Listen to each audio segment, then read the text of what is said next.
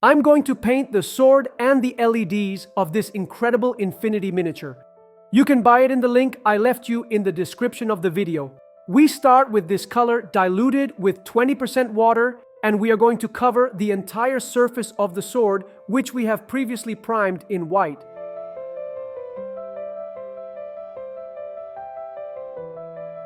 Now we use white ink diluted with 20% water, and we are going to cover the entire surface where the LEDs of the miniature will go. If we see that there is a lot of paint left, with the brush discharged, we can remove the excess. The idea is to cover the central part of the holes as well as the walls. In this way, the color that we put on top will then cover better, and on top of that, it will be seen with good saturation. When we paint these types of effects, it is very important that we maintain a high saturation. If the color becomes too dull, we will lose the feeling that it is an LED.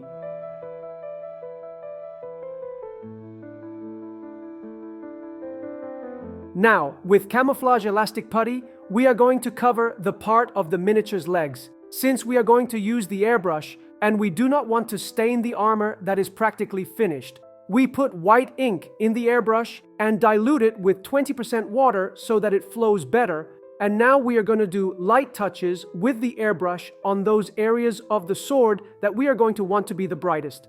Look how I don't do a simple gradient. I am generating different types of brightness, since this effect seems more interesting to me than if we only made a gradient from light to dark.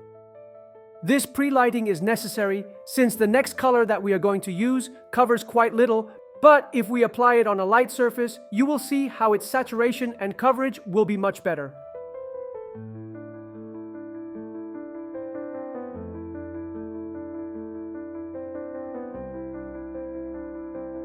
We already have the pre-lighting ready.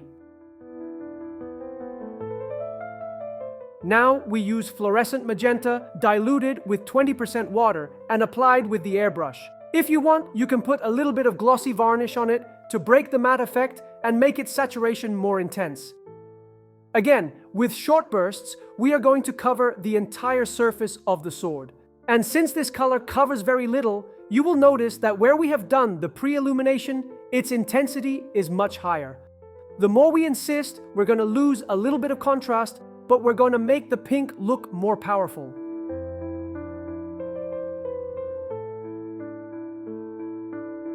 And as you can see, the elastic putty is removed very easily.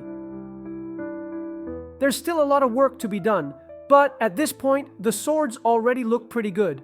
Now we use this color and we are going to paint the LEDs of the miniature. We apply it approximately in a type 1 glaze dilution.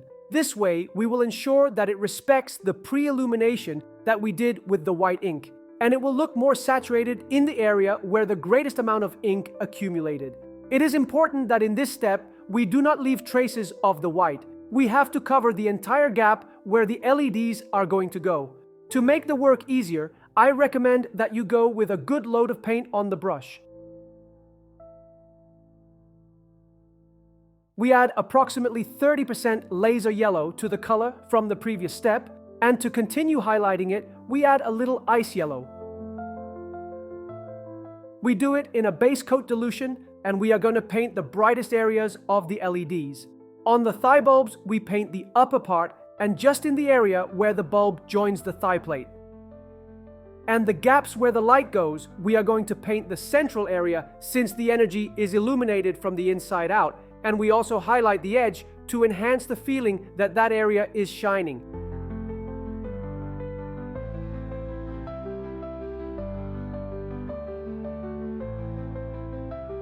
The LEDs are already beginning to take shape. We add ice yellow again to the previous mixture, and we are going to repeat the process, but it is very important that we reduce the size of the light and not completely cover the previous step. We are going to illuminate the central part of the bulbs, but with a thinner line. And we are going to highlight the edge, but above all, we are going to focus on the lower edge, since that is the most visible in the main view. I take this opportunity to tell you that this week I start uploading the complete process of this miniature on my Patreon channel. The first video will be the white armor. At this point, the bulbs do not stand out too much because the armor that surrounds it is a very light color. To solve this, we are going to create a beam of light to darken the white armor area a little bit and make the bulbs look more powerful. For this, we use the same color as the base coat, but diluted with approximately 50% water. And applied with the airbrush, we are going to make very short bursts to create that beam of turquoise tone light. Because we are darkening that area, the color surrounding the bulbs is no longer so light. This is perfect for making the bulbs look more contrasty and for the effect to work better.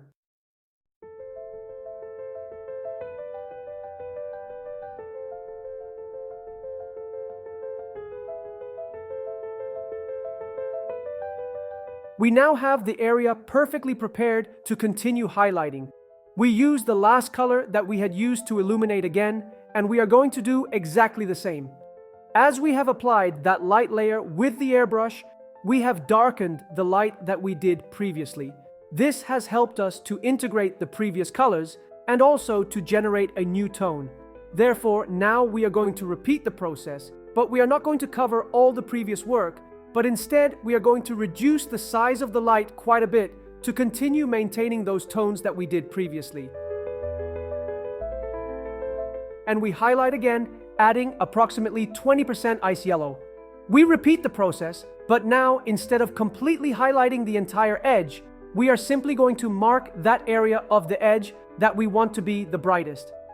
The key is that each time we lighten the color, we have to cover less area.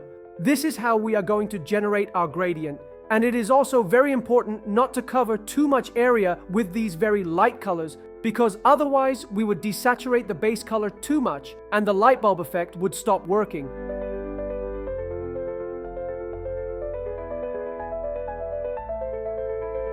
We almost have the LEDs for the miniature ready.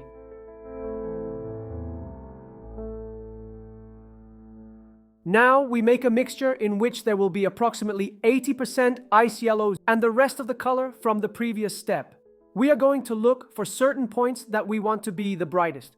I recommend that you take the area that is most visible in the main view. You have to falsify a little these shines and go looking for the areas that look most interesting. I recommend above all that you look for that area of the edge that is more oriented upwards and that you apply it practically by stippling so that the cut line between layers is not evident and you can see the highlight as a gradient. And finally, we are going to use just ice yellow to paint a small dot in the central area of the LED, since that area would be the main source of light.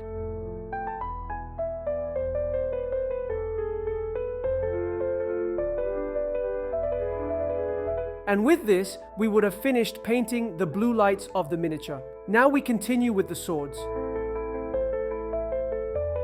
The first thing we do is a mixture of approximately equal parts of these two colors to begin to highlight all the edges so that the sword begins to look well defined. To do this, we apply it in a base coat dilution and with applying very little pressure with the brush.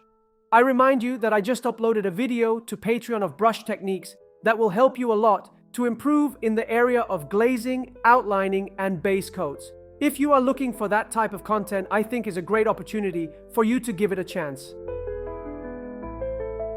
In some areas of the edge, I make a light stippling to simulate the sparking of energy.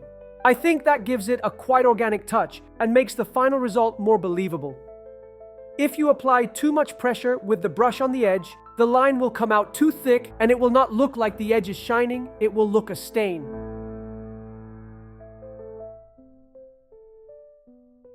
And with the same color, but applied with the airbrush diluted with 30% water, we mark again some new points of light.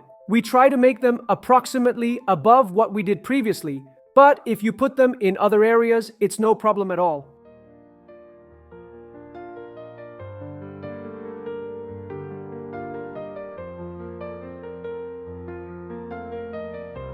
And now, with the same fluorescent magenta color, we are going to apply a pass in the shadow area so that the light area looks more vibrant, but we do not lose saturation.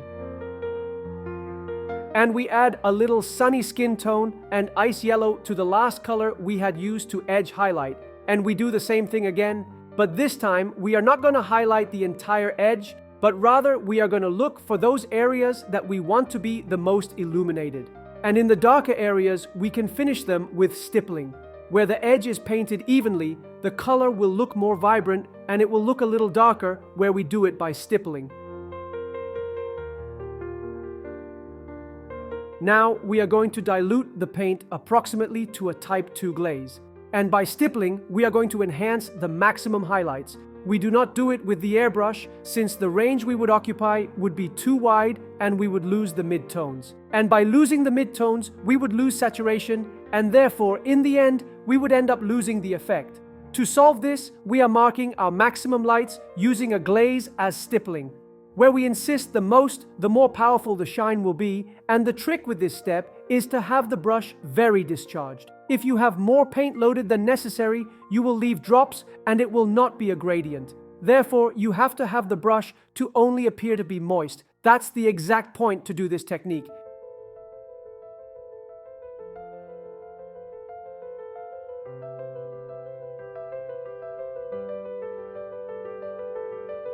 And we again add 20% ice yellow to the last color we had used to highlight the brightest areas of the edge and thus make the shine more powerful. It is very important that in this step you do not overuse and paint the entire edge, because if you do so, no area of the edge will appear to be shining. To make an area look like it is glowing, it is very important that there's other dark areas. That is why we are only going to mark those areas of the edge that we want to be the brightest.